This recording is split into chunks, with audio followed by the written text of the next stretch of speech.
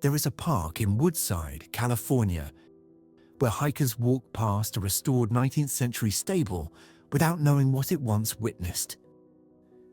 This land belonged to the family behind one of America's most recognized coffee brands, a fortune built from nothing but a teenage boy's ambition during the gold rush. But 4 generations later, that same family's name would be tied to one of the most infamous crimes in American history, when one of their own became a victim of Charles Manson's family. In the fall of 1849, a 14-year-old boy named James Folger left the island of Nantucket with 2 of his older brothers. Their home had been built on whaling money for generations, but by the 1840s, kerosene was replacing whale oil, and the island's economy was starting to collapse. When word reached Massachusetts that gold had been found in California, families across Nantucket began looking west for a second chance. The Folger brothers sailed south along the Atlantic coast, crossed the Isthmus of Panama on foot, and boarded another ship up the Pacific side of the continent. They entered San Francisco Bay in the spring of 1850, stepping into a city that was rebuilding itself almost daily. Fires tore through blocks of wooden buildings with alarming regularity, and the streets were packed with men chasing a fortune that most of them would never find. James was too young to head into the goldfields with his brothers. Instead, he found work in the city, helping a man named William Bovey build a small operation called the Pioneer Steam Coffee and Spice Mills. The insight behind the business was simple but overlooked by nearly everyone rushing toward the hills. The real money in California did not belong to the men swinging picks. It belonged to the men who fed them. Before the mill existed, miners bought raw green coffee beans and tried to roast and grind them on their own, often over a campfire with no proper tools. The Pioneer Mill sold coffee already roasted and ground, ready to brew. In the brutal conditions of a mining camp, that convenience was not a luxury. It was survival. James worked at the mill for nearly a year, saving enough to buy his way in as a partner while still a teenager. For a time, he traveled through the gold country himself, carrying coffee and spice samples to general stores, learning the territory that would eventually become his market. By 1865, he was a full partner in the company. 7 years later, in 1872, he bought out every remaining partner and renamed it J.A. Folger and Company. It was, at that point, entirely his, and it was only getting bigger. James Folger died in 1889 at the age of 54, leaving behind a growing coffee business and a family that had every reason to expect the future would be even brighter. His eldest son, James Folger II, took over the presidency at just 26 years old. Under his leadership, the company expanded well past its original California footprint. He recruited aggressive sales talent, opened new production sites, and pushed the Folger name into new territory across the American West. By the turn of the 20th century, that name had become one of the most recognized in the region, and the family's fortune had grown right alongside it. They were now, without question, one of California's most prominent families. And prominent California families at the start of the new century did what prominent families did. They built. If you think the story ends with a coffee company, you have not heard what this family built next, or who would eventually grow up inside it. Stay with this one.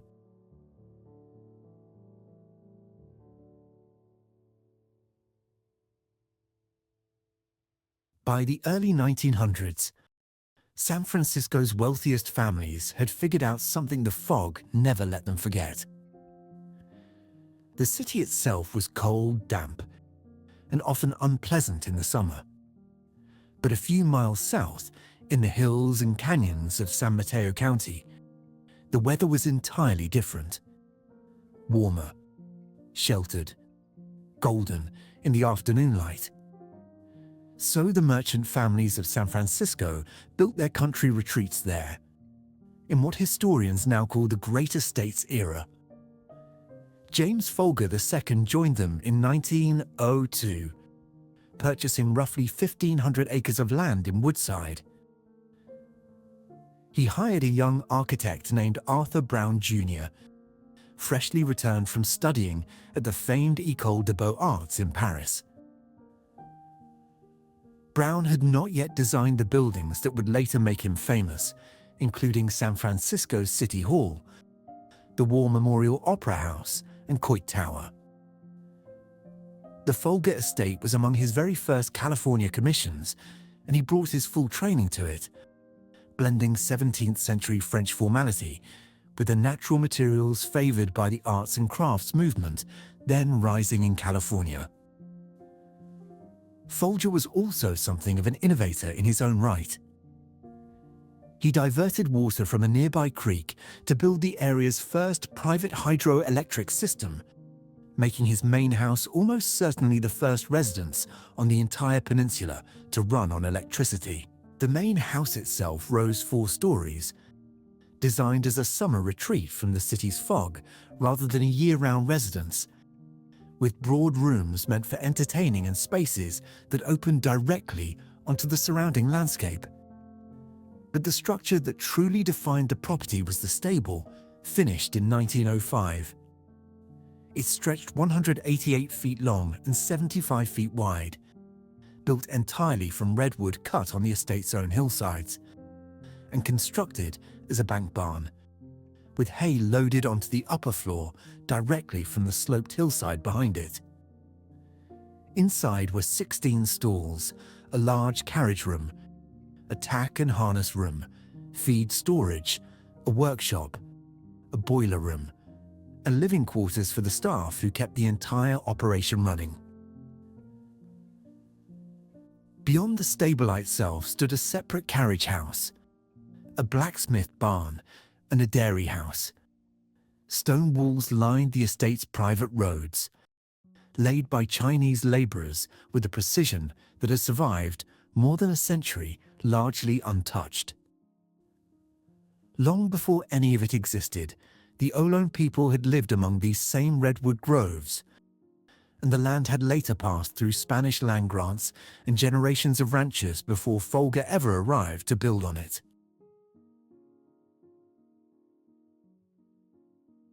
For the Folgers, life at Woodside followed the rhythms of a world that has mostly disappeared. Cooks, housemaids, groundskeepers, and stable hands kept the property running day to day, while the family itself moved between the estate and their city house, according to the social calendar of California's elite. The stable stood at the center of that world. Horses remained the primary form of transport and the favored recreation of the wealthy well into the new century. And the Folgers kept a stable that reflected their standing, with carriages for formal occasions, everyday vehicles, and horses for riding the estate's trails. James Folger II was not simply a man riding the family's inherited success. He was actively expanding the coffee business while also serving as a civic figure and club member, the kind of dual role that defined public life for San Francisco's business elite. When he died in 1921, the estate and the company both passed to his sons, James III and Peter Folger, who kept the same rhythms of country life running even as the world outside began changing quickly. The decades that followed brought the automobile, the Great Depression, and a Second World War that reshaped the country's priorities entirely. Peter Folger, who would become the most prominent figure of his generation in the family, graduated from Yale, where he competed in football, track, and polo, and later served as a Marine major during the war. When he returned to civilian life, he took over leadership of the Folger Coffee Company and grew it into the third largest coffee wholesaler in the country. Its distinctive red cans recognizable in kitchens from coast to coast. In 1963, he sold the business to Procter & Gamble in exchange for over 1.5 million shares of stock, a deal that secured the family's fortune for good while keeping the Folger name on the shelf. Into this world of extraordinary privilege, on August 11, 1943, a daughter was born who would eventually take the family name somewhere no one in Woodside could have predicted. Abigail Ann Folger was the eldest child of Peter Folger and his wife Inez, whose own father had served as El Salvador's consul general. Family and friends called her Gibby. Raised between the family's San Francisco home and the Woodside estate, she grew into someone whose interests pointed in a very different direction than her background might have suggested. She painted seriously, she played piano, she read widely and constantly. Her parents divorced when she was 9, a rupture she moved through with a quiet resilience that would characterize much of her adult life. She attended Santa Catalina School in Carmel, then Radcliffe College, graduating with honors in 1964 before completing a master's degree in art history at Harvard in 1967. Her graduate thesis examined the political dimensions embedded in the plays of Christopher Marlowe, an early sign of a mind that treated literature as a historical and political document, not just an aesthetic one. Despite an inheritance that gave her real financial security, those who knew Abigail consistently described someone who deliberately lived below what her income could support. She was drawn instead to the communities her wealth had never required her to notice. She volunteered. She donated to political causes she believed in, including the mayoral campaign of Tom Bradley. It was not performance. It was, by every account, genuine conviction. In 1967, she moved to New York, taking a job with a magazine publisher before working at the famed Gotham Book Mart. At a party that same year, she was introduced through the writer Jerzy Kosinski to a Polish emigre named Wojciech Frykowski. He spoke almost no English when they met, so they communicated in French, a language they both knew well. A relationship developed that was unconventional by the standards of her upbringing, but common to the era. They lived together without marrying, and she supported them both through her inheritance. In the summer of 1968, they moved to Los Angeles, settling in Laurel Canyon, where their neighbor was Cass Elliot of the Mamas and the Pappas. Through Frykowski's longtime friendship with director Roman Polanski, they were introduced to his wife, the actress Sharon Tate, and through the Polanskis they came to know celebrity hairstylist Jay Sebring. Abigail brought something distinct into that glamorous circle, a genuine seriousness and a reputation for warmth that set her apart from the more superficial edges of Hollywood social life. She registered as an unsalaried volunteer with the Los Angeles County Welfare Department in September 1968, rising early most mornings to work with children and families in neighborhoods that bore no resemblance to the world of Cielo Drive parties she moved through by night. The work affected her deeply. Friends noticed changes in her mood, and she began therapy, not because she wanted distance from what she was seeing, but because she seemed unable to keep any distance from it at all. Her mother, Inez, had modeled a similar instinct for years through her own charitable work at the Haight-Ashbury Free Medical Clinic in San Francisco, and those who knew Abigail described her interest in this kind of work as vocation rather than performance. The group she had entered by this point was, by any measure, a glamorous one. Polanski was directing films that were reshaping American cinema. Tate was among the most admired actresses in Hollywood. Sebring was the most sought-after hairstylist in the industry, with a client list that read like a roll call of the era's biggest names. But those who spent time with Abigail consistently said she brought something different into that circle, a seriousness and warmth that set her apart from its more superficial edges. By the spring of 1969, she and Frykowski had moved into the Polanski and Tate home on Cielo Drive in Benedict Canyon, agreeing to stay with the pregnant Tate while her husband finished work in Europe. It was a simple arrangement between close friends, the kind of thing that happens naturally among people bound by real affection. No one involved had any reason to suspect it would become one of the defining decisions of Abigail Folger's life. What came next would end her life 2 days before her 26th birthday, and it began with a man whose own history could not have been more different from hers. Charles Manson was born in Cincinnati in 1934 to a teenage mother unable to care for him. He spent much of his childhood and youth cycling through reform institutions and, later, federal prison. And by the time of his release in 1967, he had spent roughly half his life behind bars. He moved to San Francisco and settled in Haight-Ashbury at the peak of the counterculture movement, presenting himself as a musician and spiritual guide while gathering a following made up largely of young women from unstable backgrounds. His teachings blended fragments of ideas he had picked up in prison with an apocalyptic reading of Beatles lyrics that he called Helter Skelter, a prophecy of an imminent race war that he believed would leave him and his followers to rule what remained. The group relocated to Spahn Ranch outside Los Angeles, and Manson maintained control through isolation, abuse, and the systematic erosion of each follower's individual identity. He had also tried, unsuccessfully, to break into the music industry and nursed a deep resentment toward the record producer who had once lived at the Cielo Drive house before turning down his music. By August 1969, that house belonged to Polanski and Tate. By August, Sharon Tate was 2 weeks from her due date, and her husband was expected home from Europe within days. Abigail and Frykowski were simply house guests waiting out the same stretch of time.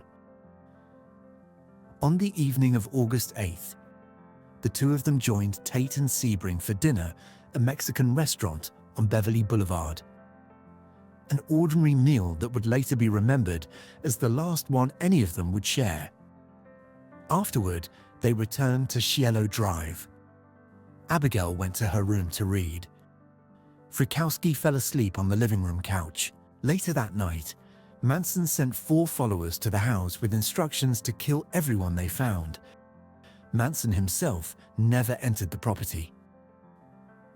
The group first encountered an 18-year-old visiting the caretaker in a guest cottage on the grounds and before he ever reached the main house. Inside, they killed Sharon Tate, 8.5 months pregnant, along with Jay Sebring, Wojciech Frykowski, and Abigail Folger. She was 25 years old. She would have turned 26 2 days later, and friends later said she had been planning to fly home to San Francisco the following morning. The murders shocked the country and remained unsolved for months. Investigators initially failed to connect the Cielo Drive to a second set of murders committed the following night in Los Feliz, and Los Angeles spent the fall of 1969 gripped by the knowledge that whoever had done this was still free. The case eventually broke through an unrelated arrest when one of Manson's followers, held on a separate charge, described the killings to fellow inmates in enough detail to lead investigators straight to the family.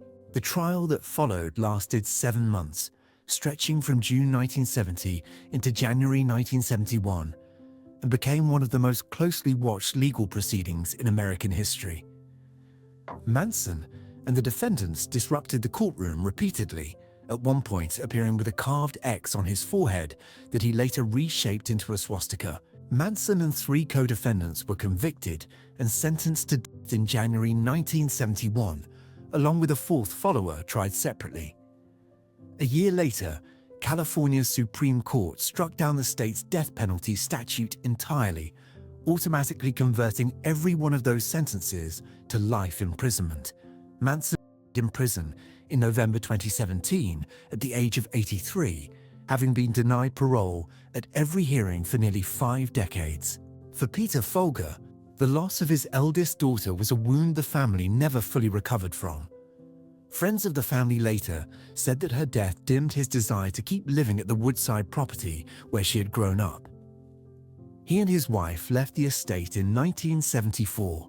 The main house was sold into private hands years earlier, and the stable and surrounding acreage eventually passed to a private owner before being donated to San Mateo County in 1974, becoming the public land now known as Wunderlich Park.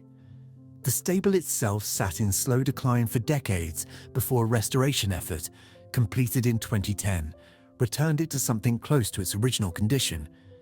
Its carriage room now converted into a small museum telling the story of the family that built it.